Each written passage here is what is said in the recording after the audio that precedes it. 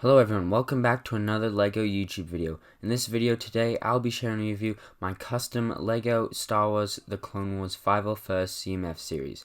So guys, I've been working on the CMF series for quite a while now. I'm finally done it and I'm ready to share it with you guys. There's a total of 12 minifigures, and basically all these minifigures are from the 501st Legion of the Clone Troopers. Now I am going to spoil the latest season of the Clone Wars, so if you haven't seen it yet, well then click off. Go watch something else, come back here once you're done seeing that. But anyways guys, let's get into the video. So starting off this series with our first minifigure, we have Captain Rex, the captain of the 501st Legion.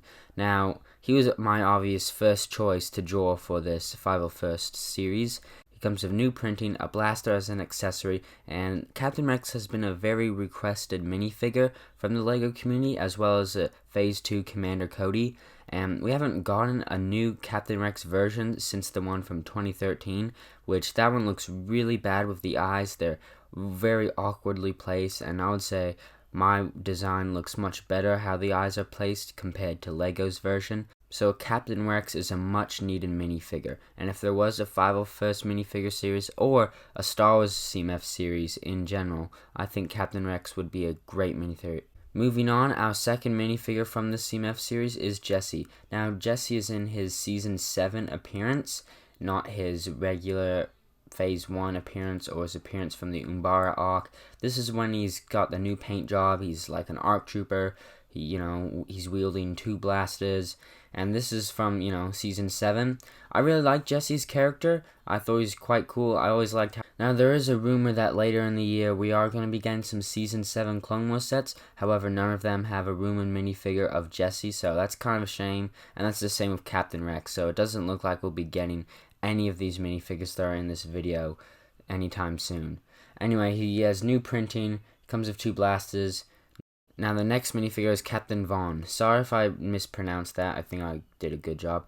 This minifigure is based off of what Ashton Flash did for his Commander Cody, with the same kind of helmet design. I tried to incorporate that for my minifigure here. He also comes with the elongated blaster with that black candle piece connected on it.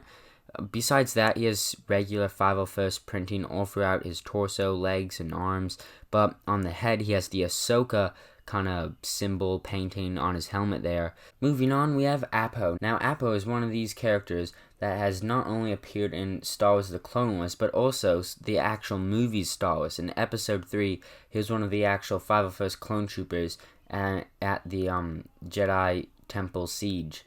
And so that's pretty cool. So most of these characters here will be from the Umbaran arc, because that's where we see most of the 501st. Anyway, he comes with a normal blaster and normal printing. The only real difference for this minifigure is the kind of arrow thing at the top of his head. Besides that, he's just the regular 501st minifigure. Next up, we have probably one of my favorite clone troopers of all time, which is Fives. Gosh, I love Fives. This is his appearance from the Umbara arc, also the Citadel arc from the Clone Wars.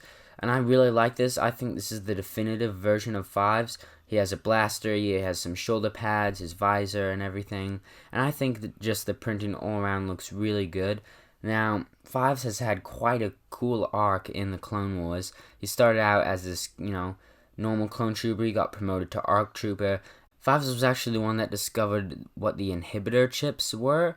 And there was a whole arc about that. And he kind of changed his appearance from, looking like this awesome clone trooper to just like a normal clone trooper, which I didn't really like.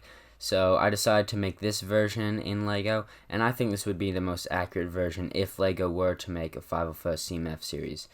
After Fives, we have Echo. Now, Echo is one of my all-time favorite characters from Star Wars The Clone Wars. He had such a unique part in the show. Unfortunately, he did die in the Citadel arc. He was blown up in the shuttle, but just that part with the music and everything and the destroyed helmet, it made me so sad. When I was watching this as a kid, I was so sad to see Echo go. He was one of my favorite characters from the Clone Wars. He was just one of my favorite clone troopers, and I was so sad to see him die. But I love designing this minifigure. I love putting on the handprint and the other stuff like the stripes and everything. I chose to do the version from the Citadel arc, not the recent Season 7 version, because I didn't really like how they brought him back to life. Anyway, next minifigure we have Hardcase. I also really love Hardcase, and he's another character that sacrificed himself in the show. This was from the Umbara arc. He was one of my favorites. He was also one of my brother's favorites. I always liked how he's kind of the jokester, and he was a really cool character, and he would definitely be included in a 501st CMF series. He also has the elongated rifle with the black candle piece on the end there. Now, it wouldn't be of a 501st minifigure series without the Jedi to lead them, and that is Anakin Skywalker. Now, we've had many LEGO Anakin Skywalkers before, but I wanted to make a version that was very accurate to what you see from Season 3 to Season 6 in the Clone Wars. So this version has all the right gear, has all the right stuff, and this is basically, the Season 3 version of Anakin. I gave him a new face print, I gave him new printing and stuff. He has dual molded arms. He comes with a lightsaber piece in blue and a lightsaber handle, and he's definitely one of my favorite characters. I always liked Anakin and Captain Rex and the whole dynamic between them. Anyway, moving on to more of the 501st, we have Dogma. Now, Dogma is a very cool character because he's probably the only real character that I hated in the 501st, because he was the one defending General Krell, and General Krell, was the one that betrayed them, ended up trying to kill them all in the end. He was trying to work for Dooku, and he was, sending the clones shooting at each other, and Dogma was definitely the one that defended him. So watching the show, I was definitely not on Dogma's side. I definitely disliked him. He was the one that reported the clone troopers to General Krell. But when it was revealed that General Krell was indeed a bad guy, he sort of realized that he's been following a lunatic, and he actually was the one that shot him. So that was kind of cool. He's definitely an interesting character, but otherwise that he hasn't really had any other appearance in the show. He's only just been there for the Umbara arc. Anyway, he has a blaster as an accessory. Next minifigure is Kix. Kix is just another 501st minifigure. He was the medic for the 501st, so you see him repairing bandages and other things like that. He comes with a blaster and just a bunch of new prints. There's not that much to say about Kix. He was in some of the other arcs of the show, but he didn't really appear that much else. Second last minifigure, we have Tub. Tub is definitely one of those generic 501st minifigures, just kind of a character with a name. However, in Season 6, his inhibitor chip got activated, and he actually turned on and killed one of the Jedi. That's what made Fives discover the inhibitor chips.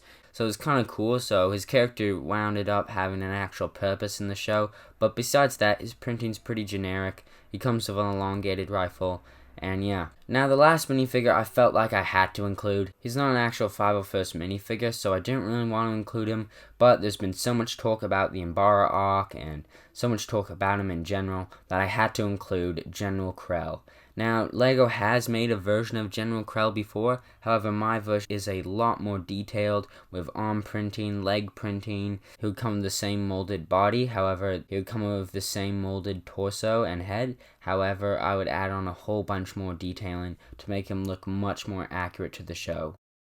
Anyway guys, that is the full 501st CMF series. I hope you guys enjoyed this video. Make sure to like and subscribe. And stay tuned because there's going to be another CMF series coming out soon. It'll be about Ninjago this time. And with everything said, have a great day.